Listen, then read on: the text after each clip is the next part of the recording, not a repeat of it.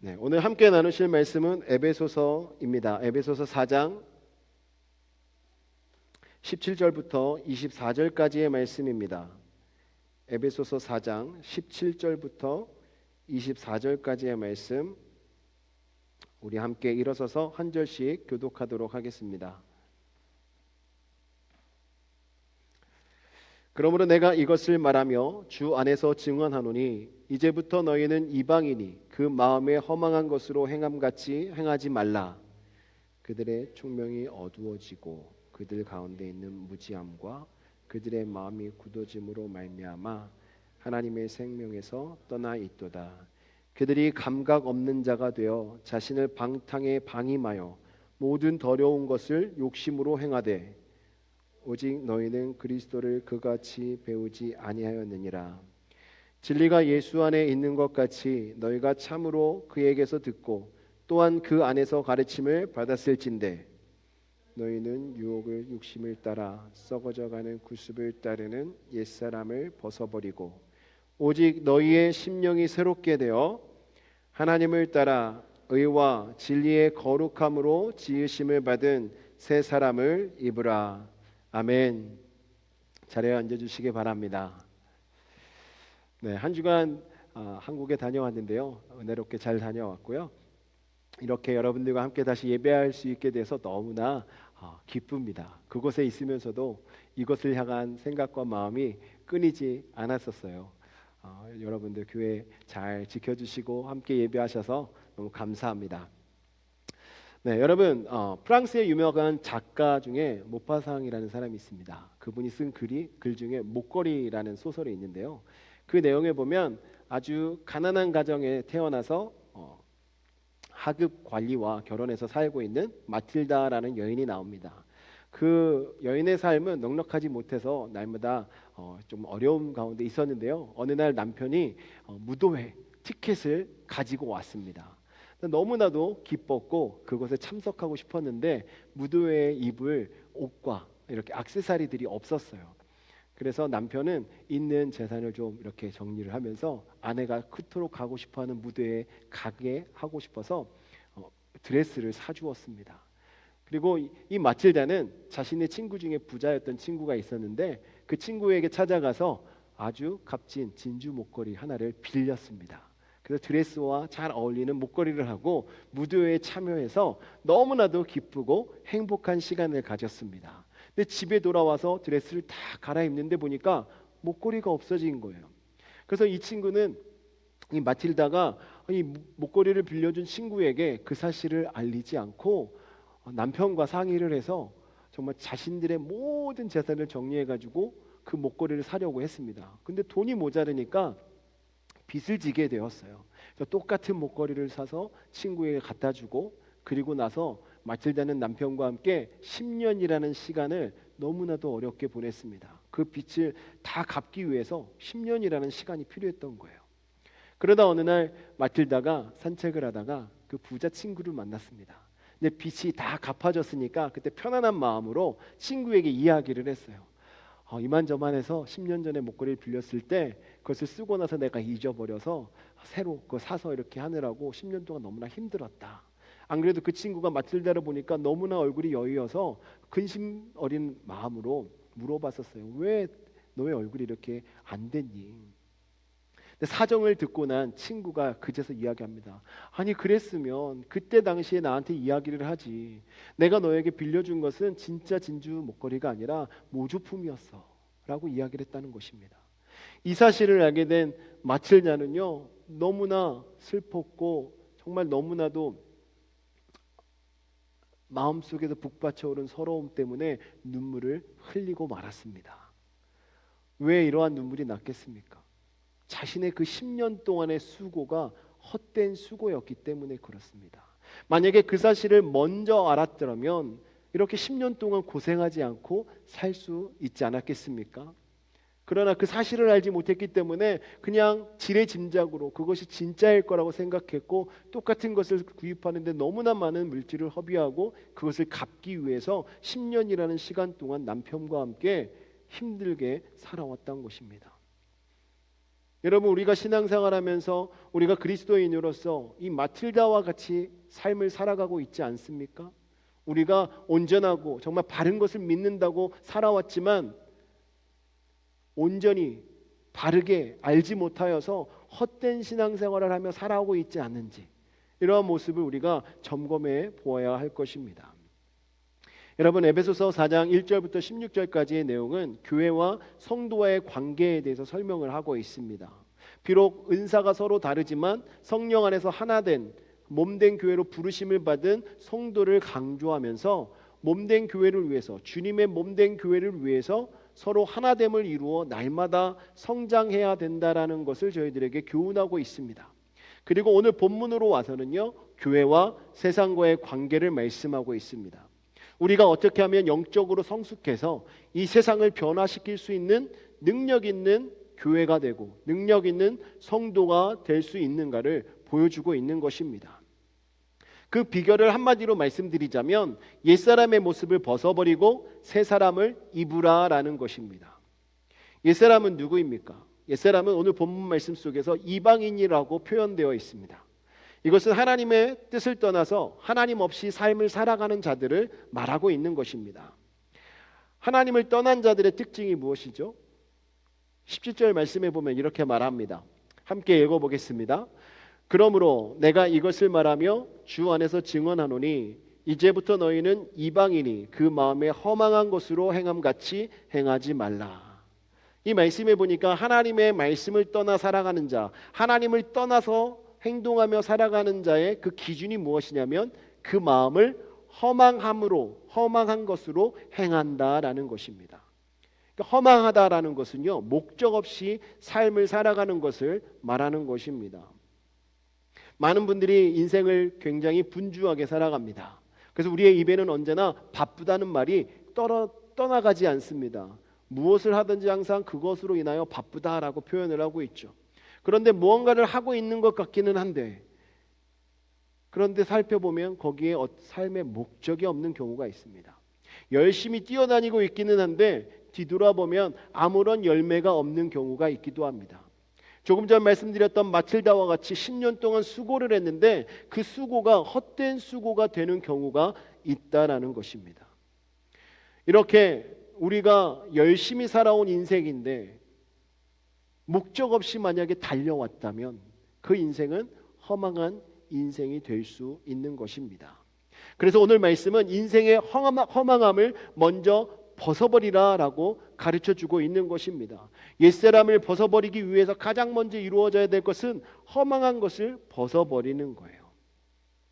눈에 보이는 것을 잡으면 행복할 것 같아서 달려가 보지만 신기루처럼 그 환상은 사라지게 되는 것을 우리가 경험할 때가 있습니다. 우리가 하나님을 떠나서 이 세상 속에서 우리의 기쁨과 만족을 추구하고 살아갈 때 기뻐하고 만족할 수 있는 것 같지만 정작 그 순간이 되면 그것이 충분한 기쁨이 되지 않고 충분한 만족이 되지 않는 것을 여러분 경험한 적이 있으실 것입니다. 그렇기 때문에 우리가 이 세상 속에서 살아갈 때 우리는요, 허망한 것들을 다 버릴 줄 아는 성도가 되어야 합니다. 우리가 무의미하게 목적 없이 살아가는 삶의 모습을 다 내려놓을 수 있는 성도가 되어야 할 줄 믿습니다. 우리가 예수를 믿고 살아가지만 저희들에게도 이러한 허망한 일들이 일어날 수 있습니다. 그렇게 일어나게 되는 이유는요, 우리가 주님 안에서 영적으로 성숙한 단계에 이르지 못하고 있기 때문에 그런 것입니다. 주님께서 주시는 기쁨과 자유와 평안을 누리지 못하고 살아가고 있는 이유는 바로 아직 우리 마음속에 그 허망한 것을 따라가고자 하는 마음이 자리 잡고 있기 때문에 그런 것입니다. 그러므로 사랑하는 성도 여러분, 여러분들이 진정으로 주님과 하나가 되어서 주님께서 주시는 기쁨과 평강을 누리고 하나님께서 주시는 은혜 가운데 살아가기를 원하십니까? 그런 마음이 여러분들에게 있으시다면 여러분들의 삶 속에 있는 그 허망한 것들, 목적 없이 살아가게 만드는 것들을 주님 앞에 다 내려놓아야 될 줄 믿습니다. 오늘 본문 말씀 속에서 우리가 버려야 될 허망한 것 세 가지, 그 세 가지가 나와 있습니다. 과연 무엇을 우리는 내려놓아야 하겠습니까? 첫 번째는요, 영적 무지함을 벗어버려야 합니다. 18절 말씀에 보면 그들의 총명이 어두워지고 그들 가운데 있는 무지함과 그들의 마음이 굳어짐으로 말미암아 하나님의 생명에서 떠나 있도다라고 말하고 있어요. 여기에 보면 우리가 버려야 될 것 첫 번째는 바로 무지함입니다. 이 무지함, 어떤 무지함이겠습니까? 바로 영적인 무지함입니다. 많은 사람들이 허망하게 살아가고 있는 그 이유는요, 영적으로 무지하기 때문에 그런 거예요. 만약 빌려갔던 진주 목걸이가 싸구려 가짜였다는 것을 마틸다가 미리 알았더라면 10년이라는 세월을 허송하지 않았을 것입니다. 이와 같이 우리가 이 세상 속에서 모르면서 아는 것처럼 이렇게 살아가다가 헛된 시간을 보내는 경우가 있습니다. 그것이 우리에게 발견되어질 때 얼마나 비참하고 얼마나 그 시간이 아깝게 느껴지는지 여러분 아시지 않습니까? 여러분, 육신적인 것들에 대한 아쉬움도 저희들에게 크게 다가오지만요, 영적인 무지함으로 인해서 다가오는 이런 아쉬움은요, 정말 저희들에게 더 크게 심한 타격을 입히게 되는 것입니다. 육신의 무지함은요, 고생으로 끝날 수 있어요. 그냥 육신적으로 피곤하고 그 수고를 더 해야 되는 것으로 끝날 수 있습니다. 하지만 영적인 무지함은 하나님의 생명에서 떠나는 죽음과 직결되어 있다는 사실을 여러분 기억하시기 바랍니다. 성경은 영적인 무지함에서 벗어나지 못한 이야기를 저희들에게 많은 곳에서 들려주고 있습니다. 특별히 누가복음 12장 말씀에 보면 예수님께서는 어리석은 부자에 대한 비유를 저희들에게 들려주고 계십니다. 오늘날로 이야기하면 사업을 했는데 너무나 잘 돼서 성공한 사람이에요. 그리고 주식 투자를 했는데 많은 이윤을 얻고 있습니다. 또 오늘날 유행하고 있는 코인을 해서 많은 이익을 얻고 있는 상황이에요. 그래서 그 늘어나고 있는 재산을 주체할 수 없어서 자신의 은행도 만들어 놓고 은행에다가 보관하기도 하고 또 차명 계좌를 만들어서 분식 회계를 합니다. 자신의 이익을 위해서 최대한 손해를 보지 않으려고 수를 쓰고 있는 이런 사람들의 모습과 같다는 것이죠. 그런데 여러분, 이러한 사람에게 주님은 뭐라고 말씀하십니까? 어리석은 자야라고 말씀하고 있지 않습니까? 아무리 너희가 이렇게 많은 이익을 얻고 있고 네가 아무리 이것을 보관하기 위해서 큰 창고를 지고 아무리 보관을 잘한다 하여도 오늘 밤 내가 너의 생명을 취한다면 이것이 다 누구의 것이 되겠느냐라고 말씀합니다. 사랑하는 성도 여러분, 저와 여러분은 이 어리석은 부자의 모습으로 주님 앞에 서지 않기를 바랍니다. 만약 주님을 따르는 우리들이 모든 것이 하나님의 것임을 인정하지 못하고 내 것이라고 움켜쥐고 있는 한 우리는 이 어리석은 부자와 같은 것입니다. 여러분, 비단 이런 물질적인 것뿐만 아니라 우리의 삶 속에서 우리가 접하는 모든 영역에 있어서 우리가 하나님을 중심으로 모든 것을 생각하고 판단하고 행동하지 않으면 우리는 헛된 인생을 살아가고 있는 모습일 수 있습니다. 영적으로 깨어 있어서 하나님을 바르게 알고 하나님의 마음을 우리가 깊이 온전히 알게 된다면, 영적인 무지함에서 벗어나게 된다면 우리의 삶은 정말 가치 있는 인생, 하나님께서 보시고 기뻐하시는 인생, 하나님의 영광을 돌려드리는 인생이 될 줄 믿습니다. 만약에 이러한 것을 깨닫지 못하고 살아가면요, 우리의 인생은 영적 무지함 속에 우리는 생명의 길을 걸어가는 것이 아니라 죽음의 길, 저주의 길을 걸어가는 인생이 될 수도 있다는 것입니다. 사랑하는 성도 여러분, 하나님께서는 저희들에게 참된 기쁨과 평안을 허락해 주셨습니다. 그것을 받아 누리기에 합당한 성도라면 영적인 무지함에서 벗어나 하나님께서 기뻐하시는 그 길을 걸어가는 자들임을 믿습니다. 사랑하는 성도 여러분, 저와 여러분의 삶의 모습은 어떻습니까? 아직도 영적인 무지함 속에서 눈 가리개를 하고 그냥 눈에 보여진, 바로 눈앞에 보여지는 것만 보고 달려가고 있지는 않으십니까? 하나님의 말씀이 저희들에게 주고 계시는 그 교훈을 쫓아 하나님 아버지의 마음을 깊이 깨닫고 우리가 하나님의 그 성품을 닮아가는 삶을 살아감으로 영적으로 무지한 자가 아니라 영적으로 지혜 있는 성도가 되시기를 주님의 이름으로 축원합니다. 그래서 오늘 본문 말씀은 영적으로 무지한 그 무지함을 벗어버리라라고 저희들에게 가르쳐주고 있는 것입니다. 두 번째로 우리들이 버려야 할 것은요, 마음의 굳은 살을 버려야 하는 것입니다. 18절 하반절 말씀에 보면 그들의 마음이 굳어짐으로 말미암아 하나님의 생명에서 떠나 있도다라고 말합니다. 그러니까 하나님의 생명에서 떠나는 이유가 두 가지인데 첫 번째는 조금 전에 말씀드렸던 영적인 무지함 때문에 하나님의 생명에서 떠나게 되고요. 두 번째는 마음의 굳어짐 때문에 그렇다는 것입니다. 굳어진다는 것은요, 마음이 마비되었다라는 거예요. 마비가 되면 어떻게 됩니까? 아무런 느낌이 없습니다. 감각이 죽어서 마비가 되어 있을 때 건드려도 아무런 느낌이 없다는 것이죠.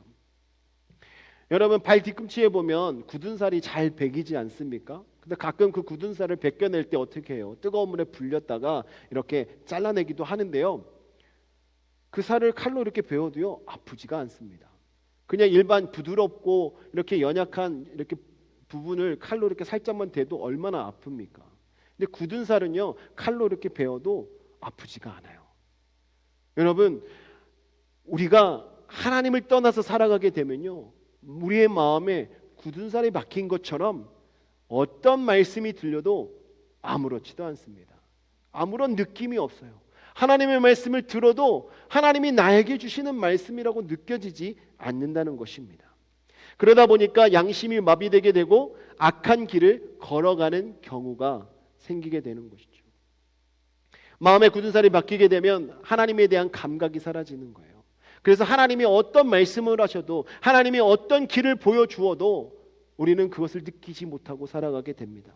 아무리 말씀을 듣고 성경 말씀을 가까이 해도, 기도를 한다 해도 아무런 은혜를 느끼지 못하고 응답을 받지 못하고 하나님의 뜻을 깨닫지 못하는 경우가 있습니다. 그 이유는 전부 다 우리의 마음이 강팍해져 있기 때문에 그런 거예요. 우리의 마음에 굳은 살이 있기 때문에 그런 것입니다. 마태복음 13장 말씀에 보면 예수님께서는 씨 뿌린 자의 비유를 통해서 우리에게 말씀해 줍니다. 길가와 같이 굳어져 버린 그 마음밭에 아무리 씨앗이 뿌려져도 생명의 싹이 날 수 없음을 말씀합니다. 씨앗이 뿌려지면 새들이 와서 다 쪼아 먹는 것이죠. 돌짝밭에 뿌려지는 것은 어떻습니까? 아무리 많이 뿌려놔도요, 해가 쨍하게 뜨면 돌이 달궈져서 씨앗이 다 타버리게 됩니다.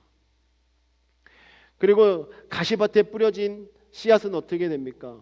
싹이 튀어서 이렇게 자라나긴 하지만 가시에 찔려서 열매를 맺지 못하게 됩니다. 세상의 염려나 재물의 유혹이 있기 때문에 열매를 맺지 못하는 모습과 같습니다. 또 옥토와 같은 밭은 어떻게 됩니까? 그곳에는 씨앗이 떨어지면 씨앗이 잘 자라나게 되고 열매를 맺게 됩니다. 30배, 60배, 100배의 놀라운 축복이 있게 된다는 것이죠. 왜 옥토에는 그러한 일이 일어나는 것이겠습니까? 옥토는 땅이 부드럽고 열매 맺을 수 있는 최상의 상태를 유지하고 있기 때문에 그렇습니다. 우리의 마음이 이 옥토와 같은 밭이 되어야 하는 거예요. 우리의 마음이 부드러워서 어떤 말씀이 심겨져도 그것이 그냥 튕겨져 나가지 않고 그 위에서 박히지 못해서 그냥 타 죽지 않고 그 말씀이 우리의 신비에, 우리의 마음속에 깊이 박혀들어서 씨가 썩어지게 되고 열매가 자라날 수 있는 그런 상태로 변화될 수 있는 이러한 마음을 우리가 가지고 있어야 하는 것입니다. 근데 여러분, 왜 우리가 영적으로 자라지 못하는 것입니까? 그것은 우리의 마음밭을 잘 관리하지 못하기 때문에 그래요. 관리하지 못하다 보니까, 이것이 무뎌지다 보니까 옥토였던 우리의 마음이 어느 순간 굳어지고 딱딱해지고 그 위에 돌이 드러나게 되고, 그러다 보니까 어떤 말씀이 들어와도 열매가 맺혀지지 않는 것입니다. 어떤 말씀이 뿌려지더라도 사단이 와서 그 말씀을 가로채 가는 거예요. 우리가 은혜 받지 못하도록, 열매 맺지 못하도록 사단이 우리의 삶 속에서 일을 한다는 것입니다. 여러분들의 이렇게 집에 잔디들을 보시면 어떻습니까? 조금만 관리를 소홀해도요, 잡초는 어느 순간 나도 모르게 여러 군데서 일어나는 것을 볼 수 있습니다. 그런데 여러분, 잔디는 관리를 아무리 잘해도요, 조금만 신경 쓰지 않으면 금방 죽지 않습니까? 그렇기 때문에 저와 여러분의 생명을 위해서라면 우리의 마음밭을요, 꾸준히 늘 관리하는 자세가 저희들에게 필요합니다. 그래야 우리의 마음에 굳은 살이 생기지 않고 어떤 말씀이 우리에게 들어와도 그 말씀이 열매가 맺어지고 우리의 삶 속에서 그리스도인으로서 성숙한 변화가 일어날 수 있도록 우리의 삶이 변화되는 줄 믿으시기 바랍니다. 여러분, 이러한 마음이 되어야, 부드러운 마음이 되어야 세상 유혹에 넘어가지 않고 하나님의 말씀을 쫓아 살아가는 성도가 되는 것이고요, 우리의 마음이 부드럽게 되어야 세상을 향하지 않고 오직 주님만 바라보며 살아갈 수 있는 성도가 되는 것입니다. 그러므로 사랑하는 성도 여러분, 저와 여러분의 마음이 주님 앞에서 늘 부드럽게 변화될 수 있도록 가꾸어 가시기를 주님의 이름으로 축원합니다. 주님의 말씀이 여러분들에게 심겨질 때 그 말씀에 열매가 있고 하나님의 마음이 여러분들에게 바로 전달되어서 하나님의 뜻에 온전히 순종하며 살아가는 성도가 되시기를 주님의 이름으로 축원합니다. 그리고 세 번째로 우리가 벗어 던져야 될 것은 바로 욕심입니다. 우리가 마음의 욕심을 품고 있다면 그것은 우리의 삶을 허망하게 만드는 것입니다. 19절 말씀해 보시면 그들이 감각 없는 자가 되어 자신을 방탕에 방임하여 모든 더러운 것을 욕심으로 행하되 라고 말씀하고 있습니다. 22절 말씀에도 너희는 유혹의 욕심을 따라 썩어져가는 구습을 따르는 옛사람을 벗어버리라 라고 말하고 있습니다. 우리를 죄악으로 달려가게 만드는 중요한 요소가 바로 욕심이라는 거예요. 우리에게 욕심이 있으면 우리는 죄로 속도를 내어 달려가는 자가 되는 것입니다. 야고보서 1장 15절 말씀에 보면 욕심이 잉태한즉 죄를 낳고 죄가 장성한즉 사망을 낳느니라 라고 말씀을 하고 있습니다. 여러분, 우리들이 하나님께서 주신 은혜에 감사하지 않고 지나치게 욕심을 부리고 살아가게 되면 그것이 바로 죄에 빠지게 되는 지름길이다라고 경고하고 있는 것입니다. 특별히 성도의 삶에 있어서 욕심을 다스리지 못하면 항상 죄 가운데서 신음할 수밖에 없습니다. 그래서 여러분, 성령의 열매의 마지막 열매가 무엇입니까? 바로 절제입니다. 절제가 안 되면 신앙의 성숙은 어렵습니다. 욕심을 절제하는 것, 신앙생활에서 가장 중요한 본질적인 요소입니다. 우리가 열심히 예수를 믿고 신앙생활을 하고 있다고 하지만 욕심을 부리면요, 어느 순간 우리는 죄를 지을 수 있는 그 자리에 갈 수 있는 것입니다.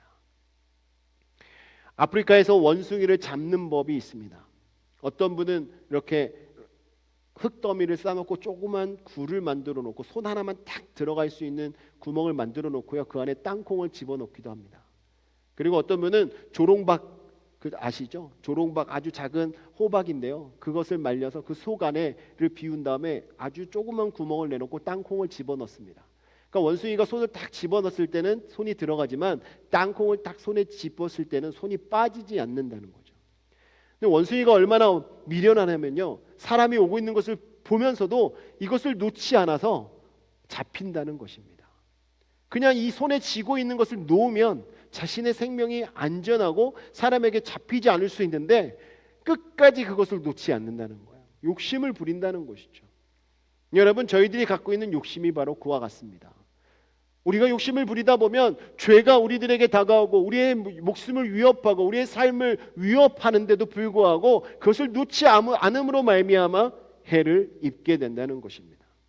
우리가 신앙생활할 때 혹시 이러한 모습으로 신앙생활하고 있지 않습니까? 주님을 믿는다고는 하지만 아직도 세상을 향한 우리의 마음을 정리하지 못하고 세상에서 우리가 가지고 있는 그 마음들, 욕심을 부려서 그것을 더 취하려고 하는 이런 마음들 때문에 우리를 죽이려 하고 있는 악한 사단이 달려오고 있는 것을 봄에도 불구하고 그것을 놓지 않아서 사단에게 잡혀가고 있지는 않으십니까? 여러분, 우리의 욕심을 다 내려놓아야 합니다. 세상적인 욕심들은요, 다 헛된 것입니다. 물론 있으면 다 편리하고 있으면 저희들이 유용하게 쓸 수 있는 것들이지만 그것을 너무 과하게 욕심을 부리다 보면 그것으로 인하여서 죄를 짓게 되는 것입니다. 여러분, 물질도 하나님께서 저희들에게 주신 것입니다. 그래서 그것을 주신 것을 가지고 우리가 지혜롭게 잘 사용하고 우리가 삶 속에서 잘 누리면 문제될 게 없습니다.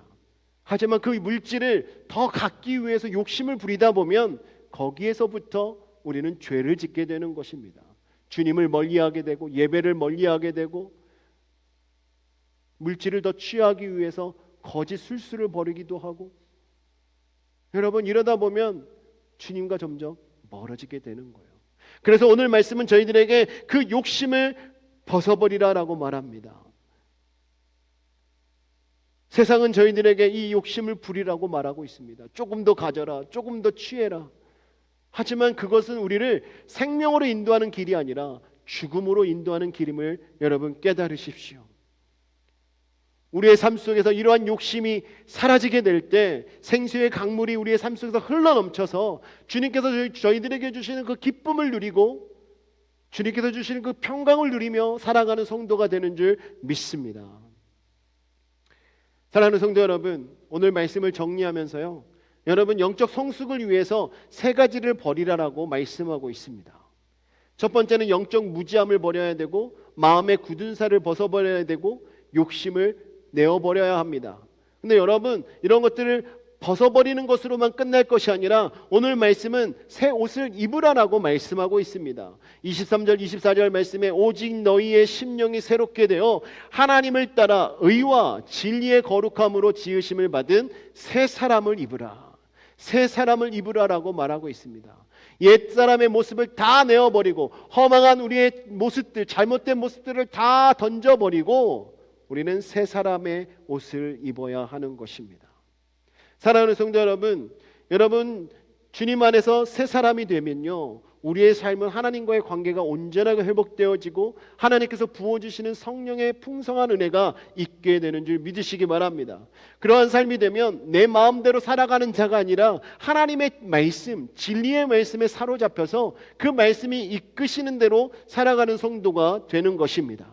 이 세상에 살아가고 있지만 세상 사람들과 거룩하게 구별된 성도로 살아갈 수 있게 됨을 믿으시기 바랍니다. 이것이 바로 새 사람의 옷을 입은 성도의 모습입니다. 영적으로 성숙한 성도의 모습임을 믿으시기 바랍니다. 오늘 말씀이 저희들에게 옛 구습을 벗어버리고 옛사람의 모습을 다 던져버리고 새 사람을 입으라라고 말씀하고 있는 사도 바울의 외침을 우리가 오늘 듣고 저희들이 주님 앞에 온전한 삶을 살아가기를 원합니다. 마치 목걸이의 주인공 마틸다처럼 잘못된 목표를 향해 수고하고 노력하는 삶이 아니라 온전한, 정말 우리가 가야 될 그 길을 온전히 깨닫고 하나님께서 기뻐하시는 그 길을 우리가 함께 걸어가고 우리의 마음이 주님 앞에서 부드럽게 열려져서 어떤 하나님의 말씀이 선포돼도 그 말씀을 은혜로 받아들이고 그 말씀을 따라 살아가는 성도가 되시기를 주님의 이름으로 축원합니다. 정말 우리의 삶을 돌아보면서 우리의 옛 모습들을 주님 앞에 다 내려놓으시기 바랍니다. 주님께서 기뻐하시는 새 사람의 옷을 입고 우리가 성령으로 새롭게 되어서 우리의 마음을 온전히 하나님께 드리고 살아가는 성도가 되어 하나님의 영광을 온전히 높여드리고 나타내는 저와 여러분 되시기를 주님의 이름으로 축원합니다. 이 시간 함께 기도하겠습니다.